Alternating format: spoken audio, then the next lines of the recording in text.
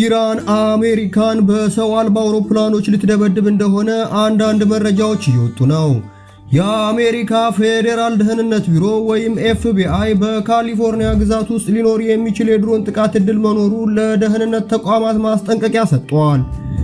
ይህ ማስጠንቀቂያ በተለይ በመካከለኛው ምስራቅ እየተካሄደ ያለው ግጭት ከጨመረ በኋላ የወጣ መረጃ መሆኑ ተገልጿል።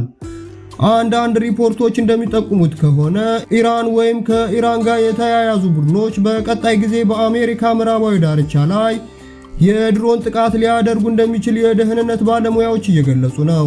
አንዳንድ መረጃዎች እንደሚጠቁሙት እነዚህ ድሮኖች ከባህር ላይ ካሉ መርከቦች ሊነሱ እንደሚችል ይገመታል። ይህ ማስጠንቀቂያ በተለይ የደህንነት ተቋማት እንዲዘጋጁ የተሰጠ እንጂ ፈጽሞ የተፈጸመ ጥቃት እንዳለ አያመለክትም። በመጨረሻም ባለስልጣናት ህዝቡ እንዳይደናገጥና መረጃዎችን ከታመኑ ምንጮች ብቻ እንዲከታተል ጥሪ አቅርበዋል።